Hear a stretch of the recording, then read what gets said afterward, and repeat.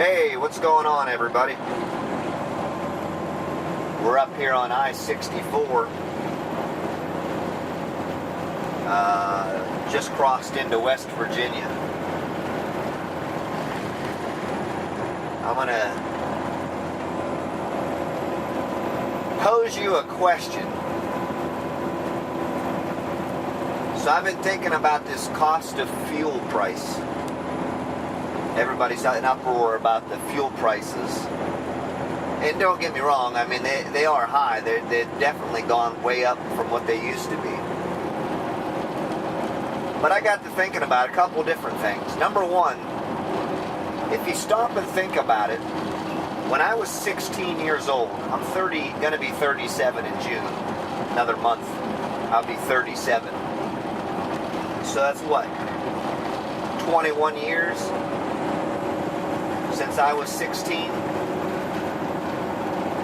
When I first started driving, I was paying like 90 some cents a gallon, $1 a gallon, something like that.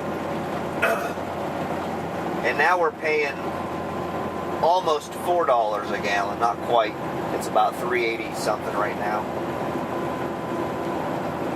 So that's about a 200, we'll say 285% increase since I was 16 till now in the price of gas.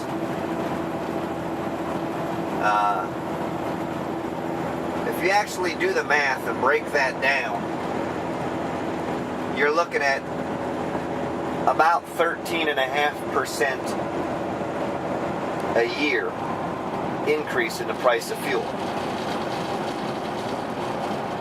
The stock market has like a 70-year average of like 12% growth. So to me, how is that? I mean, it's definitely a pretty decent increase. You would think like the national inflation rate is like 5%. So you would think it would increase about 5 or 6% a year. So I guess that's almost 3 times inflation. But I just don't see it as being the huge, unbelievable increase that everybody makes it out to be.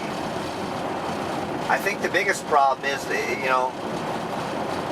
because it didn't slowly rise every month or every year, you know what I mean, over the entire amount of time.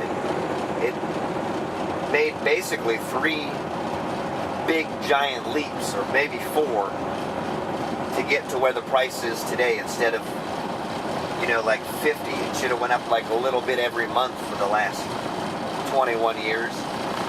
And if it did that, it got to the price that it's at now, I don't think you'd ever heard one word about the price of fuel ever.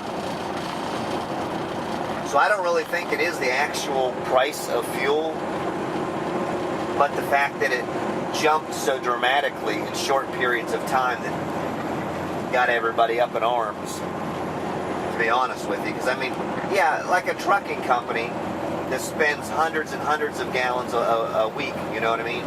Like, or a owner-operator truck driver. If you're buying 500, 600, 700 gallons a week, and it's a $1.50 difference, that's a lot of money. But to the average consumer, the average four-wheeler out here running around, going back and forth to work and this and that, you figure they're only putting about 15 or 18 gallons a week in their car. So you're talking about a difference of, 12, 14, 16 bucks a week. And they're saying, the price of fuel is what's killed the economy, and that's why they can't pay for their houses? Are you kidding me? Less than 20 bucks a week is what's making you get foreclosed on your home? What kind of freaking moron makes a statement like that? Obviously one that hasn't actually run the numbers or sat down and actually thought about what the real truth is about the cost of fuel. I'm not saying that because of what I do for a living. I could care less. I pay the same amount of money you guys do. It don't make no difference to me. I don't make no more money either, whatever the price of fuel is. I don't think it's $500 a gallon. It ain't gonna make me no damn more money. Matter of fact, I'll make less. Because if it was that high, nobody'd buy it, and I wouldn't have a job. So, yeah, I was just sitting down thinking about it. You know, really, what you're talking about is about 13.5% a year increase in the cost of fuel over the last 21 years. Because, you know, like I said, 21 years ago, I paid about $1 a gallon. Now it's almost $4. Do the math. I mean, I ain't making the shit up. Yeah, would I rather pay $1 a gallon? Of course I would. But it just isn't that big of a deal. I just don't see it. Let me know what you guys think. As always, appreciate you riding along. We're on our way up to Mount Nebo. Be up there in about an hour.